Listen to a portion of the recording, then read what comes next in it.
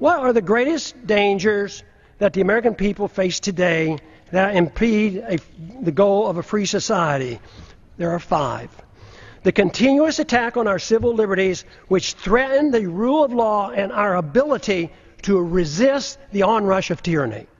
Number 2, violent anti-Americanism that has engulfed the world. Because the phenomenon of blowback is not understood or denied, our foreign policy is destined to keep us involved in many wars that we have no business being in. National bankruptcy and a greater threat to our national security will result. Number 3, the ease in which we go to war, without a declaration by Congress, but accepting international authority from the UN or NATO, even for preemptive wars, otherwise known as aggression. A financial political crisis as a Number 4, a financial political crisis as a consequence of excessive debt, unfunded liabilities, spending, bailouts, and gross discrepancy in wealth distribution, going from the middle class to the rich. The danger of central economic planning by the Federal Reserve must be understood. World government taking over local and U.S. sovereignty by getting involved in the issues of war, welfare, trade, banking, a world currency, taxes, property, ownership, and private ownership of guns must be addressed.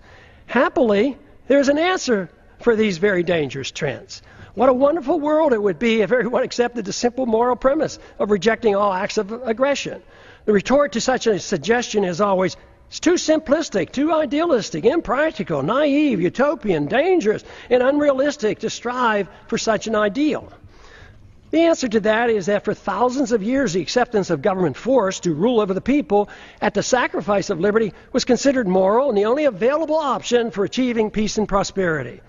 What could be more utopian than that myth? Considering the results, especially looking at the state-sponsored killing by nearly every government during the 20th century, estimated to be in the hundreds of millions of people, it's time to reconsider this grant of authority to the state. No good has ever come from granting monopoly power to the state to use aggression against the people to arbitrarily mold human behavior. Such power, when left unchecked, becomes the seed of an ugly tyranny. This method of governance has been adequately tested, and the results are in.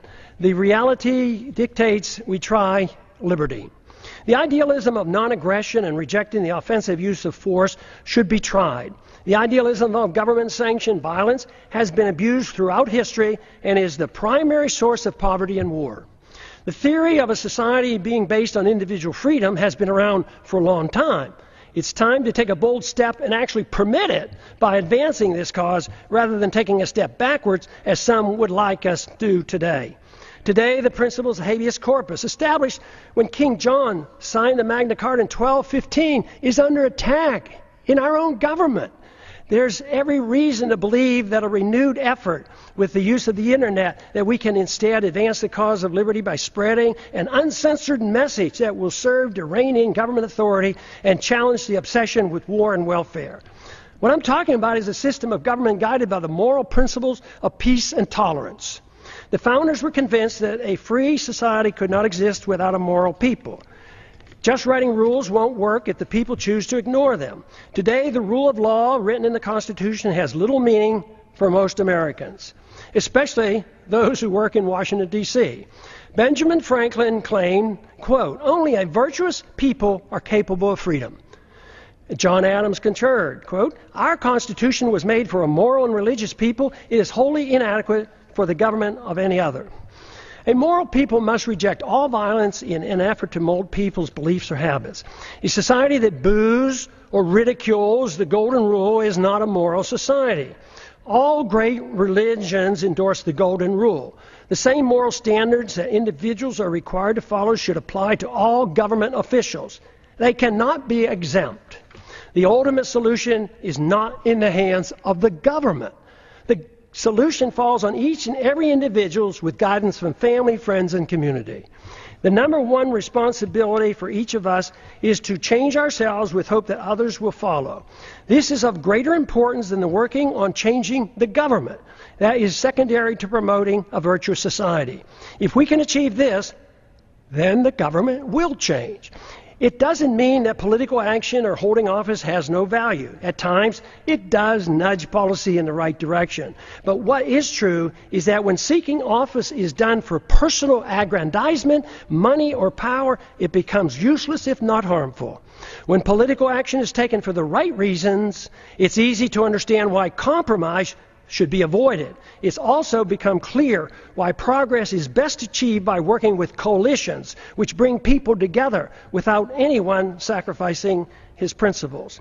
Political action, to be truly beneficial, must be directed toward changing the hearts and minds of the people, recognizing that it's virtue and morality of the people that allow liberty to flourish.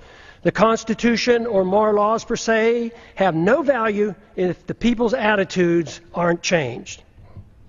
To achieve liberty and peace, two powerful human emotions have to be overcome. Number one is envy, which leads to hate and class warfare. Number two is intolerance, which leads to bigoted and judgmental policies. These emotions must be replaced with a much better understanding of love, compassion, tolerance, and free market economics. Freedom, when understood, brings people together. When tried, freedom is popular. The problem we have faced over the years has been that economic interventionists are swayed by envy, whereas social interventionists are swayed by intolerance or of habits and lifestyles. The misunderstanding that tolerance is an endorsement of certain activity motivates many to legislate moral standards which should only be set by individuals making their own choices. Both sides use force to deal with these misplaced emotions. Both are authoritarians. Neither endorses voluntarism. Both views ought to be rejected. I have come to one firm conviction after these many years of trying to figure out the plain truth of things. The best chance for achieving peace and prosperity for the maximum number of people worldwide is to pursue the cause of liberty. If you find this to be a worthwhile message, spread it throughout the land. And I yield back the balance of my time. It's back.